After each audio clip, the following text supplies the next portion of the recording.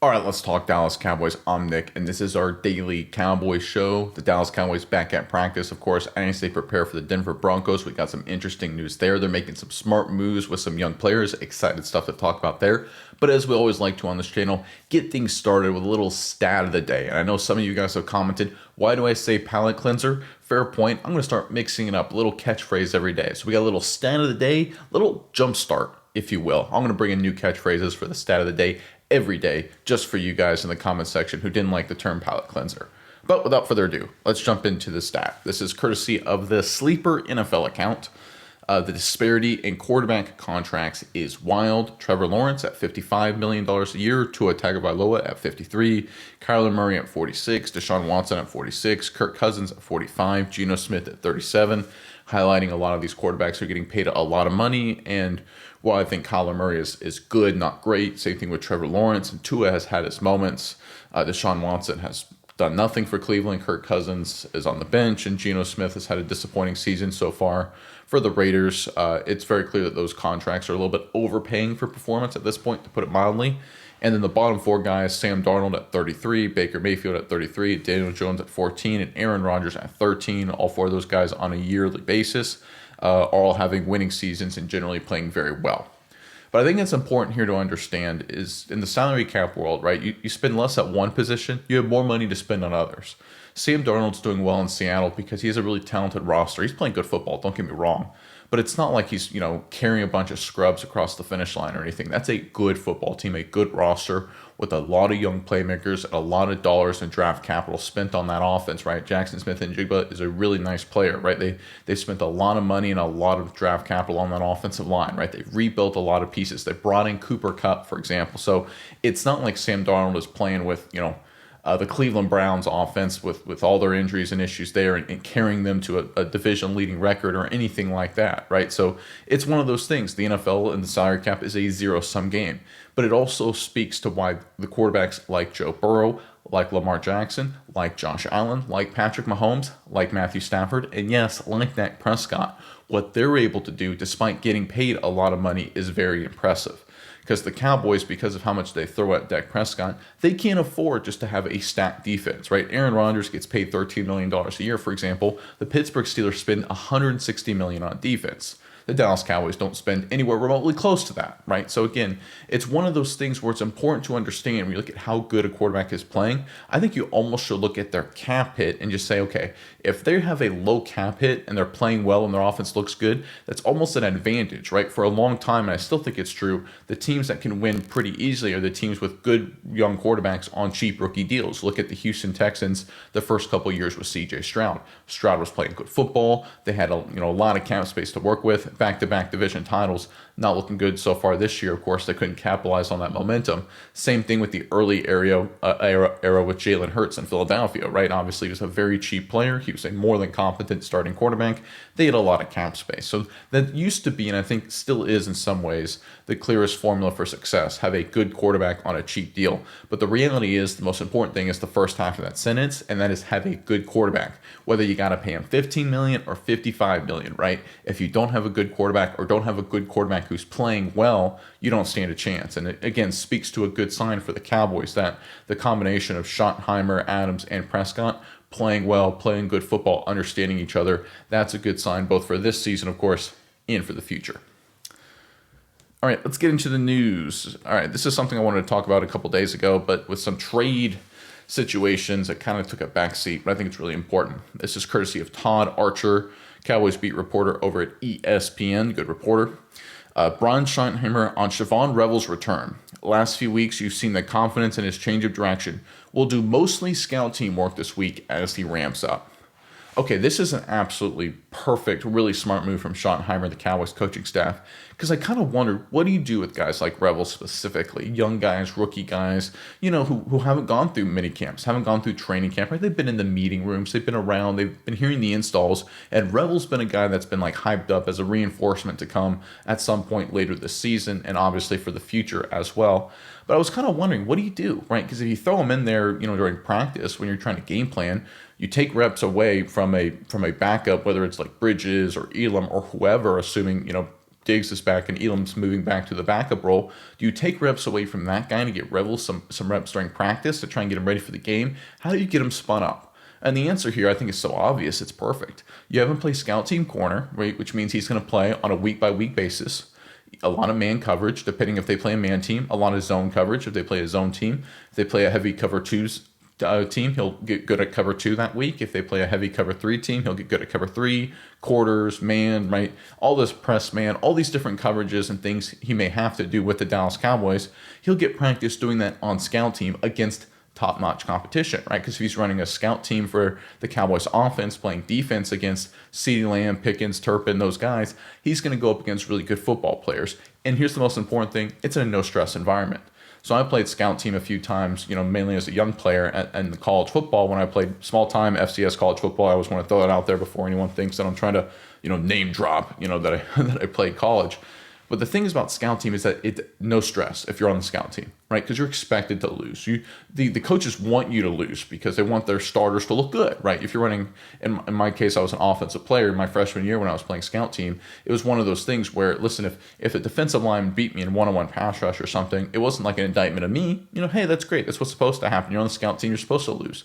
So it's a no-stress environment. You can figure things out. You can go through some bumps. You can, get more comfortable in yourself. You can learn how to jump routes, when to not jump routes, refine technique. And listen, if it goes disastrously bad, it doesn't hurt anything, right? You're not hurting your team getting ready for the next week because, again, you're the scout team. You're just giving a look of the opposition. So this is a really smart move here from the Cowboys coaching staff. And it's little things like this that make all the difference, right? Because this is how Revo can grow and develop, because he can have a rough practice. But if there's just one play where he just locks up Lamb or Pickens or something, now it's a confidence builder. And because it's scout team, if he has a bad play, the coaches can say, listen, man, you're never going to run that coverage for us. Don't worry about it, right?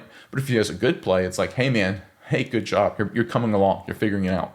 It's one of these confidence builders that's so easy. I've seen a lot of my teammates in college football that actually use scout team performances as a way to realize, hey, listen, I can play with the big boys. I can, from a receiver's perspective, let's say, I can beat a top flight corner in one-on-one situations. I did that in scout team. So when it's my opportunity to, compete and become a starter in my own regard, I have the confidence that I can do that. There's a lot of players that went through that path.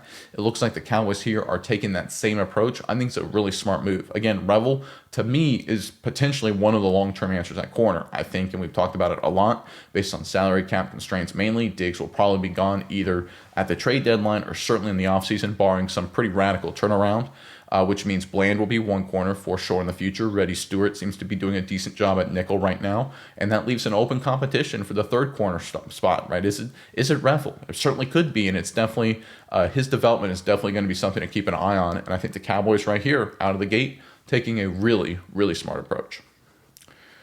All right, this next report is courtesy of Brandon Laurie from Jeremy Fowler, ESPN, on a Cowboys possible contract extension with wide receiver George Pickens. So we got a little journalism inception here. Laurie is quoting another reporter to get us news, which is fine. I've got nothing against that. It's just kind of funny. The Cowboys have had internal discussions about a possible extension for receiver George Pickens to the point where they've been examining the rosters and cap situations of teams like Cincinnati, Miami, and Philadelphia, who are all paying multiple high-end receivers. Fowler adds nothing will likely get done until the end of the season, but this is a start. Yeah, so there's two things to unpack. First of all, Pickens should absolutely not be extended right now. You never pay money when things are at their best. You just don't. Right? In any situation, right? It's the classic, don't buy a house at the top of the market, right? Don't buy a stock when they're at an all-time high, right? Even if they're going to go higher, it's just one of those things. You don't pour a significant amount of investment when things are just performing at their absolute best, right? You wait for things to die down a little bit. You wait for things to dip. If it's a stock, when is a bad quarter, right? Things like that, have a bad quarter. How's the stock handle? Hey, maybe the revenue growth dips a little bit. What happens? Does the company crater? Does the company collapse, right? Pickens is playing great football. Let's see what happens over the course of a long season, right? If you extend them right now and suddenly things go south for whatever reason, I'm not saying they will, you'll look silly, right? He has played, 7 games for Dallas, and he's been outstanding, worthy of an extension for sure. But he's played 7 games, right? How many times have we seen players for the Dallas Cowboys or other players on other teams play 7 games, and then over the long run, you're like, it turns out that wasn't that good. My goodness gracious. You guys remember a few years ago, Josh Dobbs, quarterback for the Minnesota Vikings, came out of nowhere, for 5 or 6 games, it was 5-1. Goodness sakes, Cooper Rush was like 4-1 as a starter in 2022, 5 games, right? You should have said, hey, listen, maybe we maybe we should pay him a lot of money, right? No, of course not. Give him the whole season, obviously, right? That's the right approach. Nothing against Pickens, but make sure he continues to play this well over the course of the whole season. But the other smart approach is start the process now in terms of evaluating how you want to approach it. That's fair, right? That's what you should do. You could sit there and say, okay, we're halfway through the season, almost. Things are trending in a good direction. If things continue this way, how should we handle it? Let's start trying to figure that out now. That's smart. But don't go out and extend him literally this second, right? You have the franchise tag. You got a lot of options in front of you. A lot of people get hyper-focused on, you have to extend now. Lock down your players now. That's a myth. You don't save money that way in the long term, folks. You just don't. The data doesn't prove it out, right?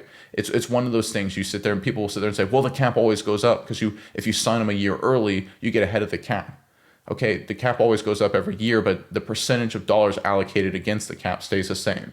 If a quarterback, let's say a quarterback costs 10% of the cap, it doesn't matter if the cap goes up or not. If you pay him 10% in this year's dollars, guess what? He may be theoretically cheaper in 3 years, but then he becomes, again, a free agent the next year, and now you're paying 10% once again. So you're not saving any money. It's a myth. Mathematically, it's a myth. So don't fall for that trap. A lot of people fall for that trap. Don't do it, right? Play it out. It's a smart thing to do, right? Listen, Pickens has been phenomenal this season, for sure, and they should prepare to extend them like they're doing.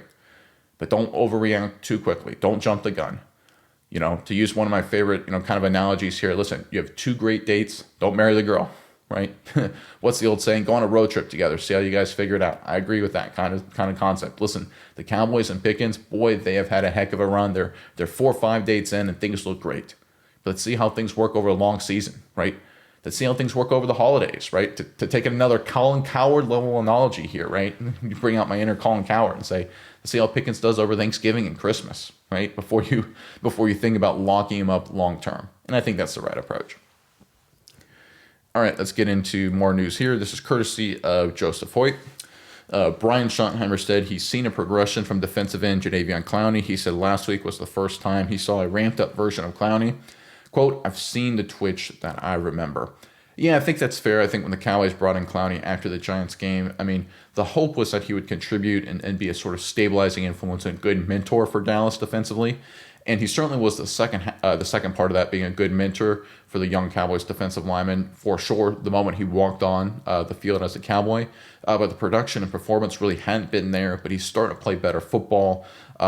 And much more productive. He had a decent game against Carolina. He was one of the few people that did. And he had a really nice game against the Washington Commanders. So it's one of those things where as the Cowboys move forward and try and figure out what their long-term plan is at defensive end, they do have Jadeveon Clowney emerging as a key short-term piece. And we know the future, right? It's obvious. It's Ezeraku is going to be one of their stars. He already is playing like a star. So he's there for sure. Kenny Clark, Oso Odigizua there for sure. Now it becomes the other defensive end and all these sub-packages, right? I don't think Sam Williams has shown himself to be remotely close to the long-term answer. I don't think Dante Fowler obviously is either. Nealon, disappointing second season with the injuries, just hasn't really played well at all, to be fair. A lot of it's because he's been beat up, kind of like his rookie year.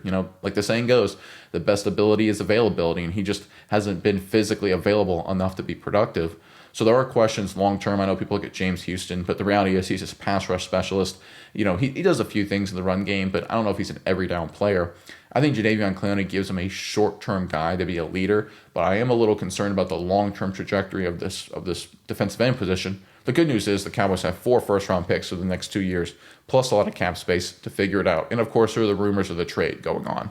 And one of the things that makes me a little hesitant of the trade, as exciting as it is for, Hendrickson or Crosby or whoever, is that you signed Jadeveon Clowney, right? You like Ezeraku. You still have Fowler and Williams on the roster.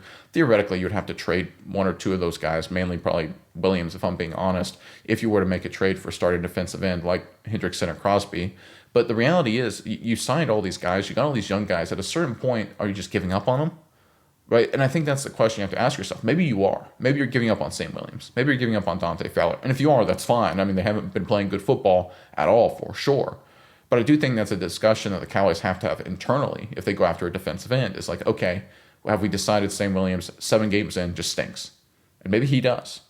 right? And if he does, full speed ahead, make the trade. But it is something to consider, right? Because it's a zero-sum game, right? You trade for a player, you either lose a player in return or bench a player in return.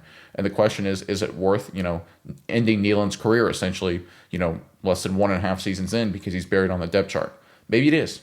I don't know. It's just something to consider. All right, this next report is courtesy of Nick Harris at the Fort Worth Star-Telegram. Great follow on X if you're looking for one.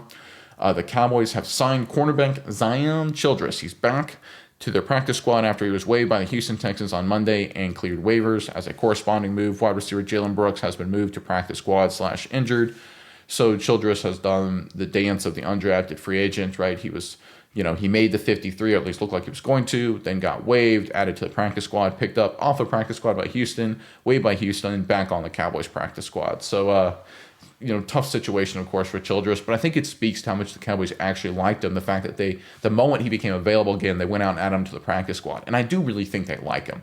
I just think it becomes a numbers game, especially at the quarterback position, as they're just trying to figure out that position. They got a lot of guys, a lot of young guys that want to evaluate. I think Childress is an interesting guy. He's definitely far and above the expectations, being a camp body coming out of Kentucky, moving to nickel corner and making some plays.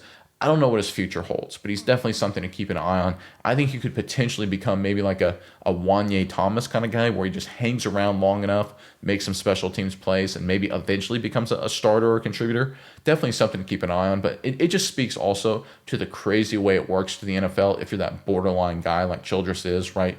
Where you made the 53, but not quite. You got cut, and you moved to practice squad, and then someone picked you up off practice squad. You played for them, and now you got waived from them, and now you're back on the original team's practice squad. It takes a lot of mental fortitude to overcome that. Can you imagine just in whatever your day-to-day corporate job or whatever you do is okay, I'll work with one team one day or one company one day, and okay, I'm fired from that company, but then I'm brought back 3 days later to that company, and then another company hired me for a month, and then they fired me, and now I'm back on with the first company, right? It's a chaotic world. It really is, and it takes a lot of mental fortitude and just guts just to handle that and, continue to be productive and try and improve as a player. And listen, I'm glad to see him back. I thought he was a great camp story. I thought he did a lot of things well, and it's clear the Cowboys like him. They just don't have enough. And because, the old saying, right, every team when it comes time to the end of training camp, they have to cut good players. And I think Childress is viewed as, a good player, but just maybe not good enough to stash on the 53 to protect. But we'll see how he does going forward if he continues to develop. And I think next training camp, he'll get a lot of opportunities for sure. Year 2 in the system, maybe he becomes some kind of player. Definitely something to keep an eye on. All right, this is from Joseph Hoyt once again. Significant. Cooper Beebe said he hopes to play this Sunday in Denver. Wow, did not see that coming. Still some work to be done, but said if not this week, then he plans to play next week. Monday Night Football versus Arizona. His 21-day practice window opened up yesterday, Wednesday. Obviously, Cooper Beebe had been hurt since the end of the Giants game week 2 with an ankle sprain and a broken bone in his foot. Brock Hoffman has done a competent job holding down the center position. But listen, to be totally honest, a lot of teams have started attacking Brock Hoffman. Hoffman had a poor game against Washington by my estimation. Of course, maybe I could be wrong in my evaluation. I don't know the game plan. I don't know the call. So I'll throw that little caveat in there. And I think he's a feisty guy and does a lot of good things in terms of at the point of attack. And he's a, high effort, high motor guy with some experience. So as a backup, he's more than competent. I'm happy with Brock Hoffman as a backup. But Cooper Beebe's a good, solid player.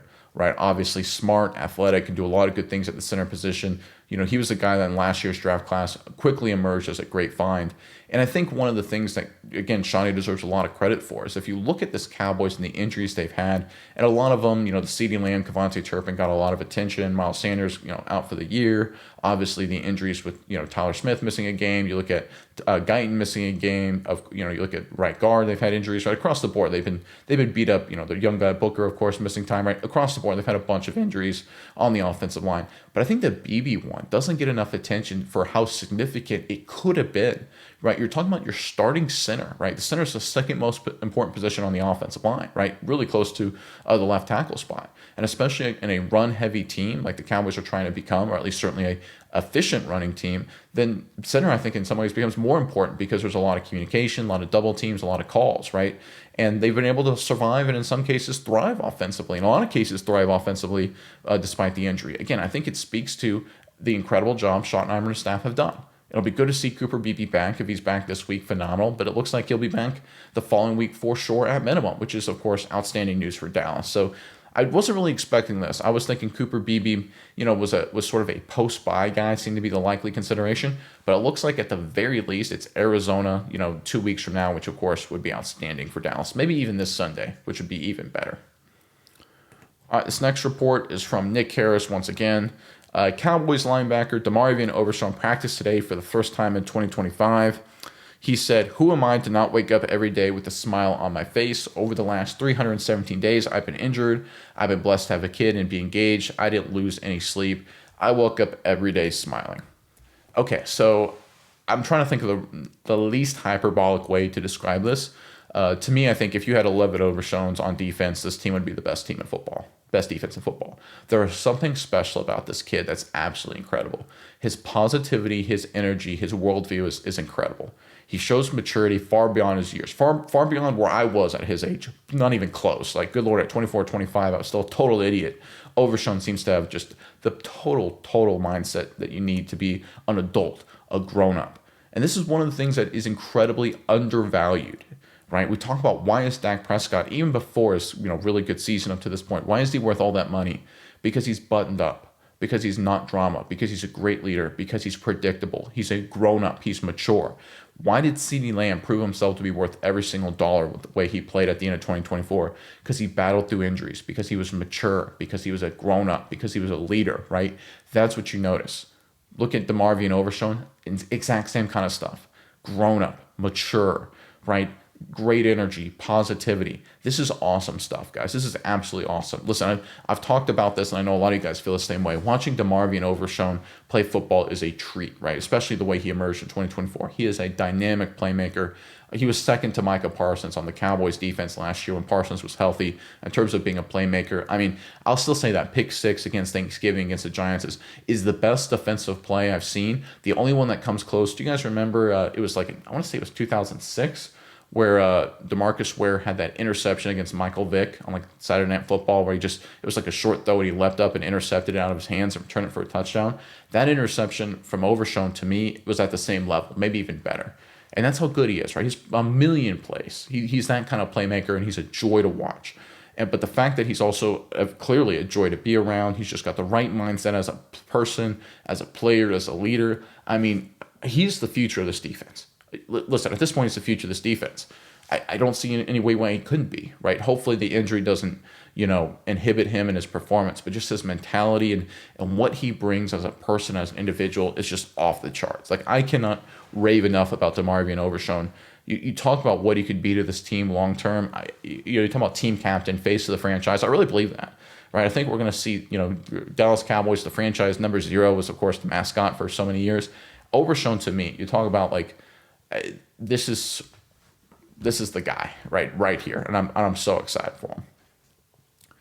All right, final comment here. Just getting a little update, not much, but it's a little update on the Trayvon Diggs situation per John Machota. Cowboys coach Brian Schottenheimer said Trayvon Diggs is at the start today, but he is still in concussion protocol, so he obviously didn't practice. His availability for the Sunday's game is obviously in doubt. It's going to be very interesting to see if he plays or not. I mean, the longer it drags on with him not practicing and not playing, the more it seems like they're going to potentially try and ship him out or shut him down for the year potentially. It's one of these weird things. And I'm not saying they will, but it just is something to keep an eye on. And the fact that he hasn't been seen on the practice field in terms of participating, obviously still in the protocol, so he couldn't, even if he wanted to. The Cowboys couldn't compel him, even if they wanted to. So there's a big factor there, but just something to keep an eye on, of course, as the Cowboys work through the practice week, both this week and the weeks ahead. All right, let's get into the comments, starting as we always do with the member comments. Love the members. My promise to members is I will always answer every member comment and answer them first. So without further ado, David Dobbins, 5887, Raiders and Cowboys insiders all saying no inquiry was made. Talking about Max Crosby. Crosby is not for trade. Regarding your Owen Wilson impersonation, don't quit your day job. That hurts, Dave. I'm kind of bummed. I thought I had a future as a stand-up comedian with my Owen Wilson impression, but I guess not. When it comes to the insiders, I dismiss insiders, but when it comes to that kind of information, because it's a weird situation where if you're too close to the team and you rely on sources inside the team, they're never going to tell you the absolute truth, right? If you listen to the insiders all training camp and all really going into the moment Micah Parsons was trading, every single one of them said Parsons was not going to be traded. They were all shocked and stunned when it was announced Parsons was traded, right? Both Packers and Cowboys insiders, by the way. It was sort of those middle of the ground reporters that, weren't tied to ESPN and also weren't tied to the teams that were doing some research that said, there may be something here. Right. And that doesn't mean those middle of the ground reporters are always right. It just means that insiders are sometimes a little too close and they rely on sources, too close to the team. So I take that with a grain of salt. And again, I love insiders. There's a lot of great ones I highlighted today. Machota, Archer, Nick Harris, Hoyt, right? These are all fantastic guys. Yurish, Yaman. There's so many great ones. Patrick Walker at Voice of the Star. They're phenomenal insiders for the Dallas Cowboys for sure.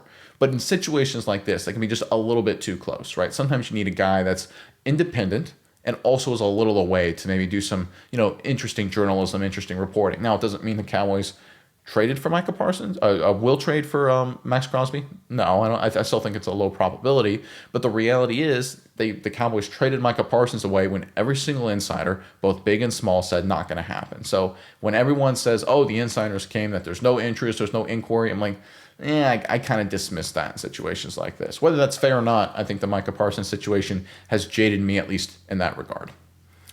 All right, Play Doctor comments, I actually hate the idea of trading for Crosby for a couple of reasons. I'll compare him to Micah.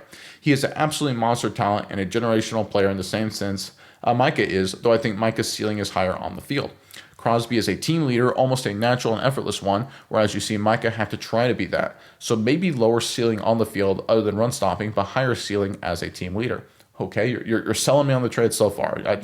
There's nothing but good stuff about Crosby. But anyway, what do you have to say going forward? What I don't like is that he will cost to get. He will take those 2 first and then some.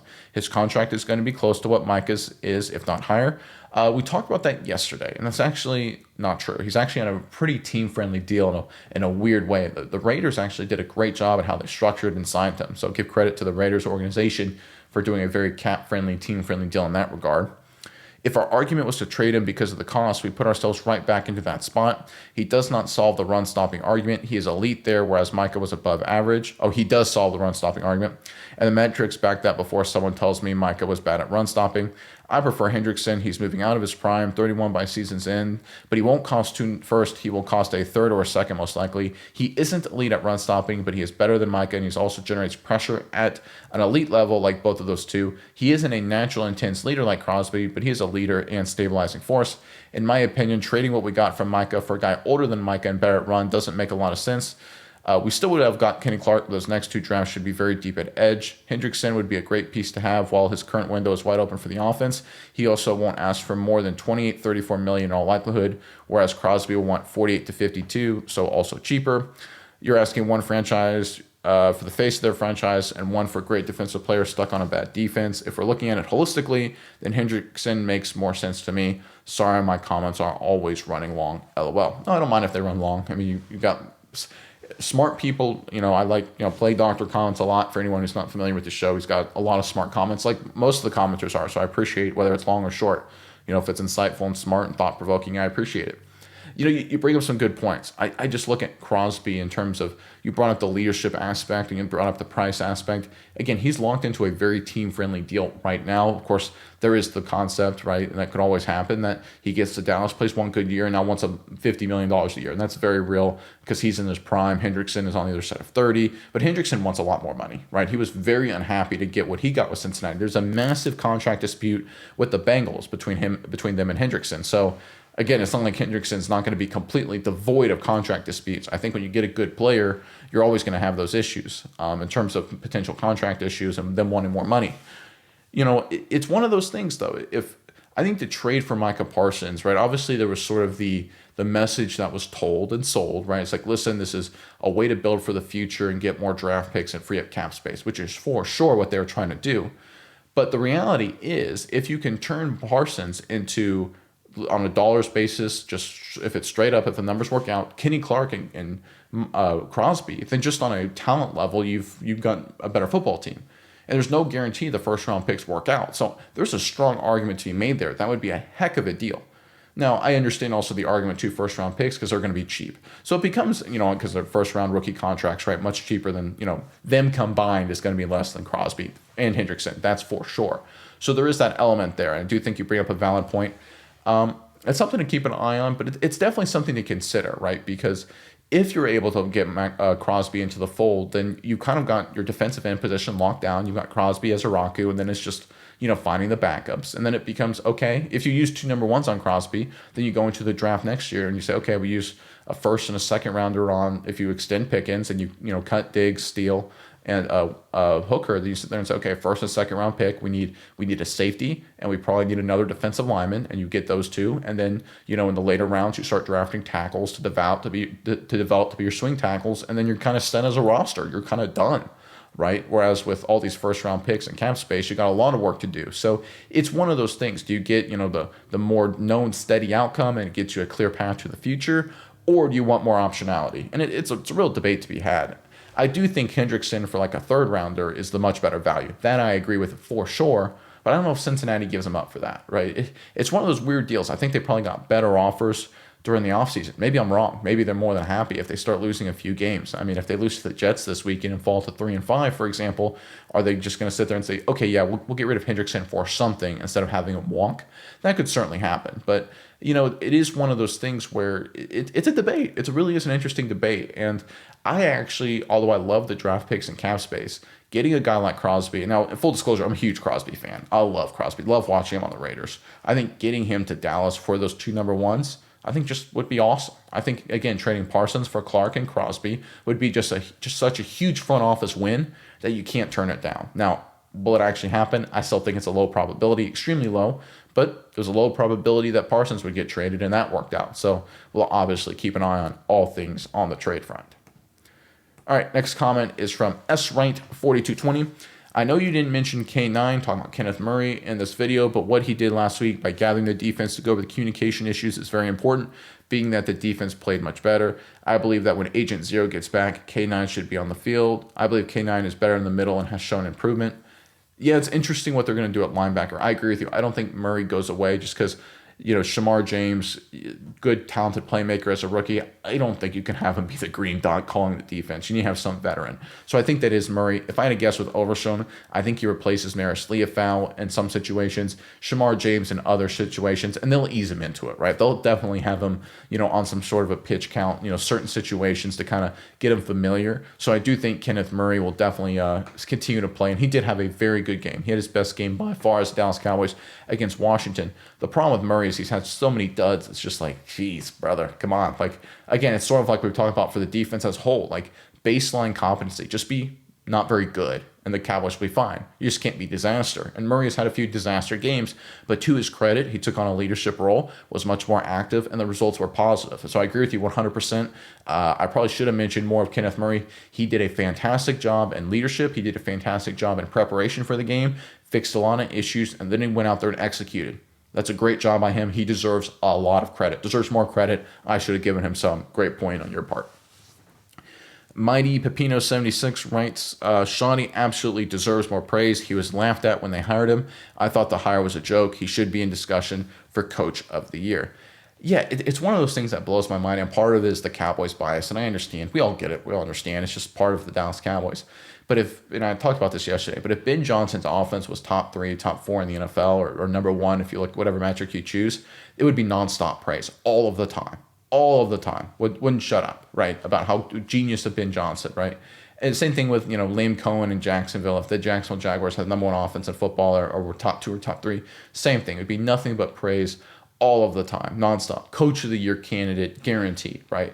But because it's Schottenheimer, people sit there and say, good job, and move on, right? And because it's the Dallas Cowboys, they go, Shawnee's doing well, good job, move on. I mean, people are giving Prescott flowers, but they're not drooling over Prescott. I mean, my God, if Mahomes was this efficient, and he's playing great football, by the way, they wouldn't shut up about it. Same thing with Lamar Jackson.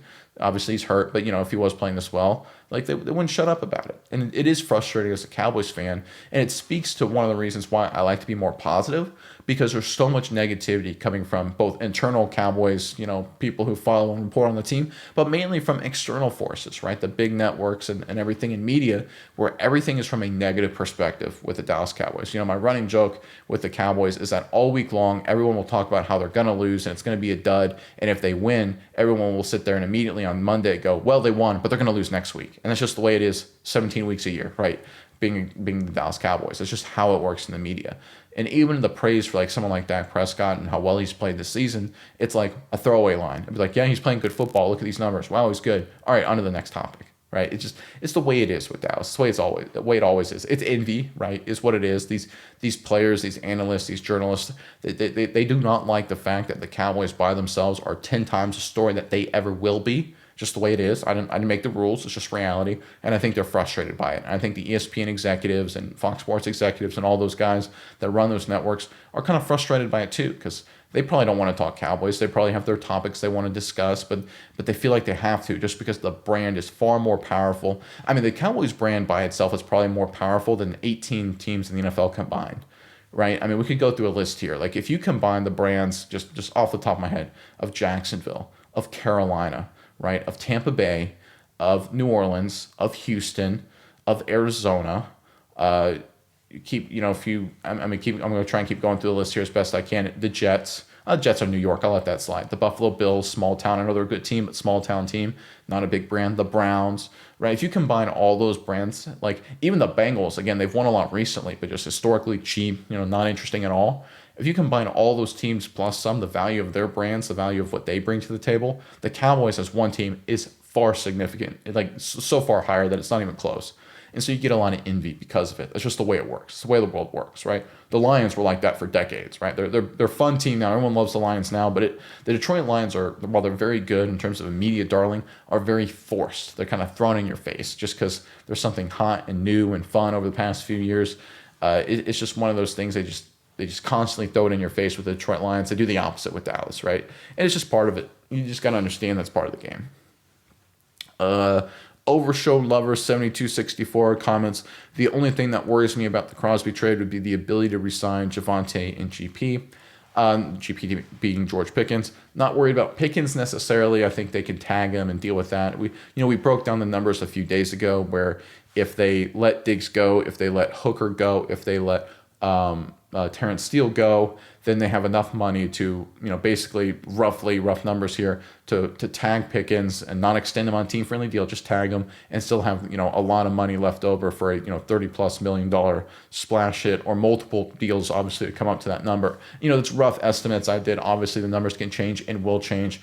Opportunities to restructure contracts. There's ways to play around the cap. But I do think it's a fair concern, right? Because you look at Williams, has had a great season. You'd like to bring him back for, if he keeps it up for a couple more years. Same thing with George Pickens. But obviously, you want to let the season play out, of course, before you make either one of those moves, like I mentioned. And I think that's what the Cowboys should do. And by the way, there is an argument, and this is something that hasn't been brought up until you kind of mentioned it here, is that you don't want to trade for a star right now because you want to make sure you have motivated guys like Pickens and Williams, right? Not that they would not play hard, but both those guys are motivated this season, I think, on sort of, this was the last legs of their career, certainly for Williams and in some ways Pickens, to literally go out there and show, hey, listen, I'm a beast. I can play it, and I deserve to get compensated and play in the NFL. Both those guys are highly motivated and potentially to sign with Dallas long term. And if you bring in, let's say, a Crosby on a big deal or Hendrickson, and they start getting the feeling that, oh, yeah, I'm not going to get money here in Dallas, what's going to happen long term? Does the effort drop? I don't know, right? Does the culture drop? Do the good vibes on offense dip? I don't know. Maybe. It's definitely something to keep in mind for sure. 239-119 comments. Stat of the day really opens our eyes into how inefficient and /or inept the offensive coaching was before. Our players' skills were not optimized and put in positions to be consistently successful, whereas the players in a McVay or Shanahan system could plug and play and be successful. Although it's a small sample size, it looks like Coach Shoddy and his offensive staff are potentially the NFL's new hot shots. Yeah, I mean, talked about yesterday how many different Cowboys were near the top of the NFL in touchdowns. Pickens, right? On his last legs coming out of Pittsburgh. Pittsburgh wants to ship him off. They think he's a head case. They think he's a cancer, not living up to his talent. Now he's among the lead leaders in receiving yards and touchdowns. Ferguson, 2023 was sort of a magical best year for him. 2024, a dud season. 2025, among the league leaders in touchdowns and receptions. Obviously, he's got yak issues, but listen, I think a lot of that's Shawnee scheming him open and Ferguson making the play, right? There you go. How about Javonte Williams? Career's over. Injuries, running back. Ugh, it stinks. It happens. Turns out it's not over. Playing at an incredibly high level. Second in the NFL in rushing, too. We talked about his touchdowns, but second in the NFL in rushing as well. And that's with volatility in the offensive line. New scheme, right? So we're talking about a lot of coaching come into the play here with these guys. Now, the players deserve a lot of credit for execution, but if anybody else was doing this, and I made this point about 500 times, but I'm going to keep doing it because I think it really matters. If any other team had an offensive coach and offensive staff that was doing it with these guys, Williams was a cast-off. The Steelers threw away Pickens, right? Ferguson was considered done, a one-year wonder kind of thing based on 2023, right? All of the injuries they had, Lamb, Turpin, Sanders getting hurt. You look at offensive line, all of these injuries, new scheme, new system. They were disappointing last year. A lot of people would have said, they're not going to be good this year offensively. It's going to take a couple years. Instead, they're really, really good. And if any other coach on any other team had done this, they would be runaway coach of the year by far. At least, even if they weren't the odds-on favorite to win it, they'd be in every discussion every day in the morning. There'd be someone sitting down on the talk shows being like, hey, listen, this offensive coach and this coaching staff, they're geniuses, right? Schottenheimer would be like McVay or Shanahan, but he doesn't get the credit, once again, because he's with the Cowboys. It's just the way the world works. That's why we should give him the credit, right? Not because we're Cowboys fans and just because because the players are playing well and he's coaching well, because it's truthful. It's accurate, right? He's coaching extremely well, again, like you said, through a small sample size. But we should give him credit because he deserves it, just like the players deserve credit, right? And I think that's something that's missed sometimes, especially in big reporting in the media and things like that, right? We should give credit where credit is due, right? And in this case, a lot of credit is due to Schottenheimer and his staff. It doesn't matter if he's the head coach of the Dallas Cowboys or the head coach of the Cleveland Browns, the Jacksonville Jaguars, or whoever, right? He deserves credit because it is due, because of the job and his staff has done. Lavinia Crypt commented, another thing no one expected, Williams to be this good or Pickens. It was unbelievable that Jerry pulled out the trigger on both. So big up to JJ. Yeah, I mean, the Cowboys front office does deserve credit, right? I mean, they made these deals. They brought in these guys, right? They deserve credit, right? I mean, a lot of people want to hate on Jerry Jones and look for a lot of really fair reasons, of course. But listen, the Pickens trade, that was sort of a lot of people wanted them to draft a receiver, right? A lot of people said, get Luther Burden instead of Ezra Aku. Instead, they traded for George Pickens, and that obviously worked out well. Williams signing worked out well, right? So, listen, if Howie Roseman in Philadelphia, again, if Howie Roseman makes these deals, he's a genius. He's a genius. He's the smartest guy in football, right? Oh, my goodness, he's a genius. Instead, Jerry Jones made these deals, and the Cowboys front office made these deals. And no one really talks about how good of a job they did. And they did a great job. Again, give credit where credit is due. Just because if you're the media or if you're a Cowboys fan or whoever, if you hate Jerry Jones and the Cowboys front office, that's fine. Put that aside and give credit where credit is due. And for the Williams signing and the Pickens trade, they deserve, at least at this point, a ton of credit. All right, this next comment here is from Longhorn, PA Longhorn 421, Pennsylvania Longhorn 421, maybe. Big fan of your content, just started following, and wow, great detail and explanation of certain aspects of your content. As for praising JJ, I wouldn't agree even if a Crosby trade happened for 2 ones. It's a desperation move because he essentially created this need himself. It's more about righting a wrong without admitting you're wrong. Thanks for the time and keep up the great work. That is a good point, right? It's one of those things where it could be the Jerry Jones. I talked about how it would be recognized as a genius trade, flipping Micah Parsons for Crosby and Kenny Clark. That would, and I think on paper that would be a great trade, but it would certainly kind of look like, hey, listen, I traded Micah Parsons, I got blowback on that, but see, I turned it into Crosby, right? It would be sort of a righting the wrong, a makeup call, if you will, like you said. And I think there is a point to that, where if you're making the trade for that purpose, it certainly is the wrong reason for sure. And I think that's a great point. And thank you for the comment and the kind words, by the way. Being is now said, great episode as always. I listen daily now because you calm the nerves, remember the past players, and provide a collegiate player take. Not flashy, just great content and solid ideas. Thank you for the kind words. I greatly appreciate that. I mean, you're telling me this background here isn't flashy? I mean, my goodness gracious, the painter, my builder of the house told me it was the flashiest white in the world.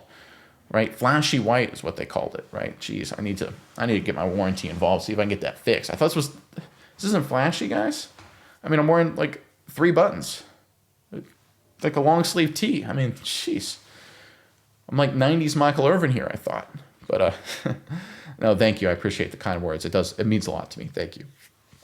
Roderick Murray, 5136, comments, Nick, I am in Nova Scotia and you have become our #1 watch for Cowboys news. Wow, thank you very much. I appreciate that. Obviously, America's team having a footprint outside, of course, the continental United States. It is a global brand. I appreciate the nice words, and thank you for the watch and the comment. It means a lot. Stephen Van Over comments, stats should be ignored. Do we realize we open every show with the stat of the day? Yeah, I was talking about in the context of Colin Cowherd. You know, he had taken some heat for saying the Packers are bad on third down when they're actually the #1 ranked team on third down, statistically, third down conversion percentage. And my point is stats without context is ignored, right? When I bring up the stat of the day, I always talk about the context, and I try and give that information just to reset things, right? And maybe I didn't do a good job explaining it yesterday, trying to get my point across with the Colin Cowherd thing. But my point is, if you go into it like the scientific method, right? If you go into it with the stats first, that's not the point, right? The scientific method is observe and then make a hypothesis. And football, watch the games and make a hypothesis. Watch the games and say, wow, this quarterback is playing good. Wonder why. Why is Daniel Jones playing good? Well, he's really cheap, so the team has a lot more dollars. Okay, makes sense. Wow, why are the Dolphins so terrible and Tua's playing bad? Well, they gave Tua a lot of money, and they don't have as much money for the rest of the team, so it's more on Tua. He's playing bad, so the team stinks, right? It's one of those things. Start with the observation. Watch the game, and then the data. Watch the game, make an observation, make a hypothesis, and then the data, the numbers after the fact can kind of explain, either confirm or refute your hypothesis, right? Just old school scientific method stuff. Lavinia Crypt, I got 2 comments for you today. What I've been saying, our offense is unstoppable, but you get that one piece on D. We're Super Bowl round, a good pass rusher or a shutdown corner. Yeah, certainly need. I mean, listen, Diggs has had his moments, but he hasn't had a good year. Kyrie Elam had a decent performance, but obviously, he has his flaws as a player, and they certainly need more pass rush help for sure. And I think that's where the Revel factor comes in, right? And maybe Overshown as a playmaker. By the way, don't be surprised if Overshown gets some pass rushing opportunities. I'm curious to see what they do here. Third down situations. Can you imagine a nickel defense, right? Just hear me out here, where you have James Houston on the field, you've got Ezraku on the field, and you've got Overshown on the field, and then you've got Osu Odigizua on the field, and then you have Shamar James and Kenneth Murray as 2 linebackers, right? And there's a lot of flexibility there, because you can drop Overshown in coverage and then blitz Murray and James. Like, there's a lot of volatility, a lot of playmaking to be done there. I'm excited to see that nickel defense and third down situations. That's what I want to see going forward for the Cowboys. I think Overshown could be that kind of playmaker. But I do agree, right? They're multiple pieces away. You could make an argument, and it's one of the arguments against, say a Hendrickson trade or a Crosby trade, until you know how good or bad Revel is. And I don't think you will until the trade deadline. Because if you make that trade, you're basically saying, okay, Revel or whoever else we have at corner right now, opposite Bland, he's good enough, right? And so if we solve pass rusher, defensive end with a big trade, we're there. And the issue is, if they're not good enough right now at corner, now you've got one shot at the apple, because you don't have a lot of cap space anymore to get a corner in the first round of the NFL draft. And listen, that's a 50-50 proposition, just the way it works. So good point there. I do think they are multiple pieces, but the offense is looking great. And again, credit to Schottenheimer and the job he's done. All right, that's enough of the comments today, guys.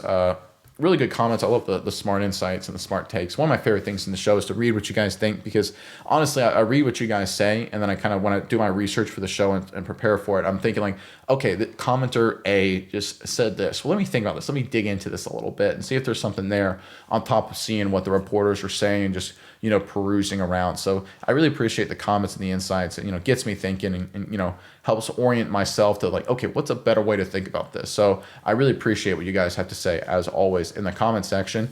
But listen, it's an exciting time, right? Some of the more fun Cowboys players like Overshown, a lot of more interesting guys like Revel are back into the mix at practice. Obviously not playing this weekend, of course, but should be playing soon. So a lot of juice, a lot of momentum, a lot of energy right now, at least on the practice field. Obviously got a lot of news to get to as the Cowboys continue to prepare for their upcoming matchup against the Denver Broncos. And I will be here tomorrow morning, as always, to walk you through it. But until then, I'm Nick, and this is Saturday Morning